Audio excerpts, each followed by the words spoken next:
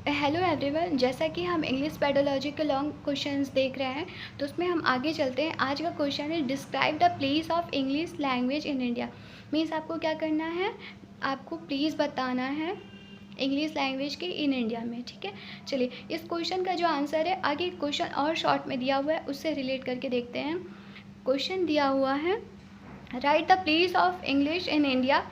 आपको बताना है, लिखना है प्लेस ऑफ इंडिया, इंग्लिश की प्लेस जो है, स्थान जो है इंडिया में। Describe the place of English during the British rule. इसके अलावा आपको क्या डिस्क्राइब करना है कि प्लेस ऑफ इंग्लिश, इंग्लिश का स्थान ड्यूरिंग द ब्रिटिश रूल, मतलब ब्रिटिश रूल के दौरान इंग्लिश का क्या स्थान था इंग्लिश लैंग्वेज का, उसे भी बताना है। चलिए स्टार्ट करते हैं। हम हेडिंग क्या पुटअप करेंगे, place of language in India. Means अगर हम हेडिंग से देते हैं तो क्या होगा, एग्जामिनर को ज़्यादा बेटर अंडरस्टैंडिंग रहेगी, जिसकी वजह से वो क्या होगा, हमें ज़्यादा मार्क्स देगा, है ना। उसे अगर एग्जामिनर को क्या होता है बेसिकली, अगर कॉपी चेक करने में उसे प्रॉब्लम नहीं हो रही है, आसानी से उसे सब कुछ दिख रहा है, तो वो हमें मार्क्स आसानी से दे देता है ना। चलिए तो हम हेडिंग पुटअप करेंगे place of language in India. ठीक है, आगे लिखेंगे with the advent of the British, मतलब ब्रिटिश के आने के साथ साथ ही the English language come to India, English language क्या हुई, इंडिया में आई। ठीक है, but they did not concentrate their attention on the teaching of English from the very beginning.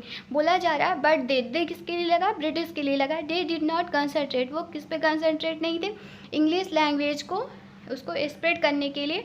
In the beginning means starting में क्या ब्रिटिशर्स आए थे तो उनका क्या मोटिव था कि ट्रेड करना, है ना, इंग्लिश लैंग्वेज को। तो उन्होंने तब यहाँ पे स्प्रेड किया, प्रचार प्रसार किया, जब वो यहाँ पे रहने लगे, है ना, यहाँ पे ट्रेड के साथ साथ पॉलिटिकल रूल भी करने लगे थे, तब उन्होंने इंग्लिश को अपना लैंग्वेज यहाँ पे अपना लैंग्वेज ओवरथ्रोप किया था ना, कि हाँ अब तुम लोग को क्या मेरी भी लैंग्वेज पढ़नी पड़ेगी, ताकि तुम लोग जान सको कि इंग्लिश वाले क्या हैं, सुपीरियर है ना।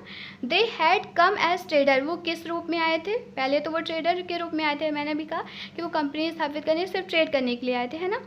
And his their first attention was focus on trade. जब वो ट्रेडर के रूप में आए थे, व्यापारी के रूप में आए थे, तो उनका सही बात है, first focus attention means first उनका जो फोकस रहेगा वो किस पे रहेगा, ट्रेड पे रहेगा, मीन्स व्यापार पे रहेगा। ठीक है, अलॉन्ग विद दैम, इसके साथ ही साथ मिशनरीज हैड कम। जब मिशनरीज आए, हु हैड ऑर्गेनाइज स्कूल, वो क्या ऑर्गेनाइज किए, स्कूल ऑर्गेनाइज किए, where English was taught as a one of the subject, जहाँ पे क्या था, इंग्लिश पढ़ाया जाता था एक सब्जेक्ट के रूप में। ठीक है, जैसे अभी पढ़ाया जाता है वैसे ही same. In order to get a clear picture of the place of English language, we shall study in following periods. Means हम जब ब्रिटिशर्स का पीरियड पढ़ेंगे कि कैसे कैसे उन्होंने रूल किया, कैसे कैसे इंग्लिश को स्थापित किया यहाँ पे, तो हम क्या क्या फॉलोइंग पॉइंट्स पढ़ेंगे। फर्स्ट पॉइंट में क्या पढ़ेंगे, place of English during the British rule. Means English का जो प्लेस है वो कब पढ़ेंगे, ब्रिटिश रूल के दौरान पढ़ेंगे। उसके बाद सेकेंड पॉइंट में क्या दिया हुआ है, place of English after independence. Means जब स्वतंत्र हो गया था भारत, उसके बाद की क्या पोजीशन थी इंग्लिश की, उसके बारे में पढ़ेंगे। And third one is place of English in present day, अभी का क्या इंग्लिश का पोजीशन है, क्या प्लेस है, उसकी क्या इंपॉर्टेंस है, वो पढ़ेंगे। ठीक है, चलिए फर्स्ट हेडिंग हम पुट अप करते हैं, place of English during the British rule, मतलब इंग्लिश का जो स्थान था वो ब्रिटिश रूल के दौरान क्या था, क्या पोजीशन थी, वो पढ़ेंगे। ठीक है, हेडिंग हमने पुट अप कर दिया place of English during the British rule. आगे देखिए क्या कह रहा है, ड्यूरिंग द पीरियड 1765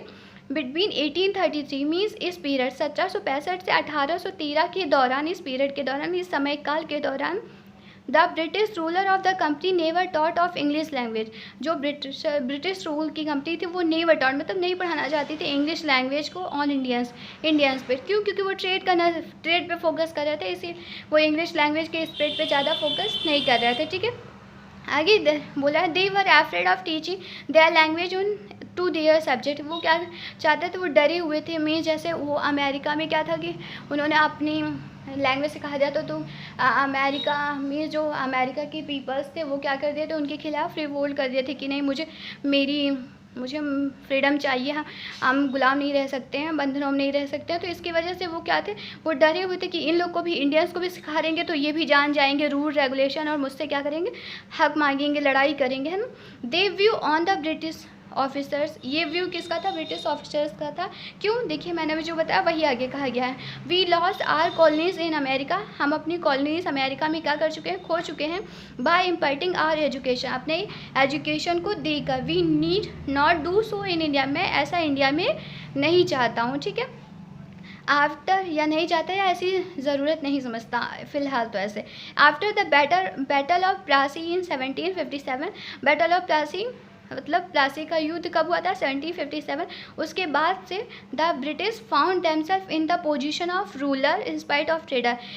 प्लासी के युद्ध के बाद ब्रिटिशर्स की पोजीशन नॉट सिर्फ ट्रेडर सिर्फ नहीं थी, वो पॉलिटिकल भी रूल करते थे। मीन्स यहाँ पे कंपनी के साथ साथ वो यहाँ पे जो राजाओं से ट्रेड वो जो वसूली करना है वो सभी, मीन्स पूरी तरह से उनका आधिपत्य इंडिया पे हो गया था। हर तरह से रेवेन्यू कलेक्ट करना हो चाहे जो भी हो, हर तरह से उनका हो गया था। तो अब वो क्या करेंगे, अपनी जब उनका हो गया, घर हो गया, तो घर पे अपना ही तो तानाशाह चलाएंगे, है ना। चलिए, in order to win over the Indians, जब वो क्या कर लिए, इंडियंस पे विन कर लिए, इंडियंस के राज्य को हड़प लिए। They decide to open educational institute, वो क्या डिसाइड किए कि हाँ अब तो मेरा ही हो गया, अब जो मैं चाहूँगा वही होगा। तो वो डिसाइड करते हैं टू ओपन एजुकेशनल इंस्टीट्यूट, मतलब शिक्षा का, जैसे आज हम हैं, हमारा स्कूल है, यूनिवर्सिटी, ये सब क्या है, एजुकेशनल इंस्टीट्यूट है ना। तो वो क्या डिसाइड करते हैं, निश्चय करते हैं कि एजुकेशनल इंस्टीट्यूट को क्या करना, ओपन करना, ठीक। In 1834 Machiavelli was invited to preside over the general committee of public instruction. In 1834 में क्या करते हैं, मैकियावेली इनवाइट करते हैं जनरल कमेटी को पब्लिक इंस्ट्रक्शन के लिए, ठीक है। He recommended that the spread of western learning could only be possible through the medium of English language. वो क्या रिकमेंड करते हैं कि जो वेस्टर्न लर्निंग है वो किस में स्प्रेड हो, only medium of English language में ही स्प्रेड हो, ठीक है। This recommendation give a great impetus through the study of English, मतलब ये जो उनका रिकमेंडेशन था कि इंग्लिश लैंग्वेज में ही वेस्टर्न एजुकेशन को देना चाहिए, तो ये क्या किया, बहुत ही ज़्यादा इंग्लिश लैंग्वेज को इम्पैक्ट किया, ठीक है।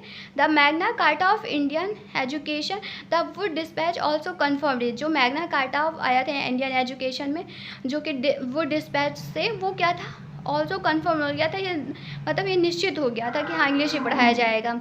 ड्यूरिंग द ब्रिटिश रूल के दौरान English enjoy the royal place, means यार अब जो तुम यहाँ रूल कर रहे हो, यहाँ पे रेवेन्यू कलेक्ट कर रहे हो, तो हाँ तुम्हारे पास पैसा भी है, ज़मीन भी है, सब है, तो तुम रॉयल प्लेस पे तो हो गई है ना।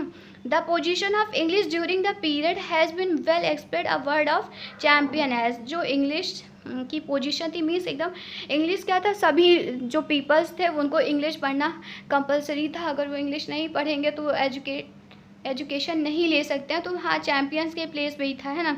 In considering the position of English language in India, जब हम इंग्लिश लैंग्वेज की पोजीशन को कंसिडर करते हैं, the outstanding consideration is that English is the language of government. English किसकी लैंग्वेज बन गई थी, अगर हम इंग्लिश को देखें कि उस समय इंग्लिश की क्या पोजीशन थी, तो इंग्लिश गवर्नमेंट की लैंग्वेज बन गई थी, पब्लिक एडमिनिस्ट्रेशन की लैंग्वेज बन गई थी, लेजिस्लेचर की लैंग्वेज बन गई थी, एंड लॉ कोर्ट की बन गई थी, ठीक है। मीन्स कोर्ट में भी अभी भी हमारे सुप्रीम कोर्ट में ओनली इंग्लिश चलता है, वो ठीक है, बट उस टाइम भी क्या था, लॉ कोर्ट, लेजिस्लेचर, एडमिनिस्ट्रेशन या गवर्नमेंट, सभी में क्या था, इंग्लिश सुपीरियर था, इंग्लिश को ही वैल्यू दिया जाता था, इंग्लिश लैंग्वेज को ही, ठीक है। It is the language of commerce, इसके साथ साथ ये लैंग्वेज किसकी थी, कॉमर्स की थी, and largely of a business में भी हम इंग्लिश लैंग्वेज का यूज़ करते थे, ठीक है।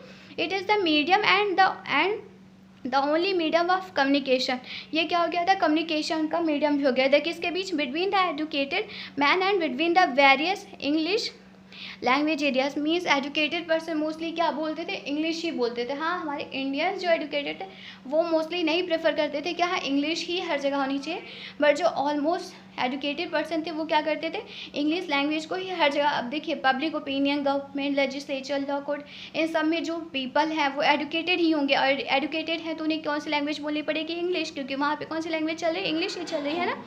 आगे देखिए, आगे कह रहा है, the Calcutta university commission try to arches the claim of English vernacular by assigning to them different spheres of activity. The commission चलेता है, जो कलकत्ता यूनिवर्सिटी थी वो क्या करती थी, क्लेम की English vernacular of by signing different spheres of activity में, डिफरेंट एक्टिविटी में इंग्लिश के बारे में, ठीक है। ये कमीशन क्या करता है, सजेस्ट करता है, ठीक है। The educated classes in various province in India will wish to bilingual, जो एजुकेटेड क्लासेस कहाँ के थे, इंडिया के थे, वो क्या विश करते थे कि बाईलिंगुअल होना चाहिए, मीन्स हिंदी इंग्लिश दोनों में, बाई मीन्स दो, लिंगुअल मीन्स लैंग्वेज, ठीक है, दोनों लैंग्वेज में होना चाहिए। To use their mother tongue for those dear and eminent things which from part of life, and English use a medium of intercommunication necessary for the maintenance of the unity of India.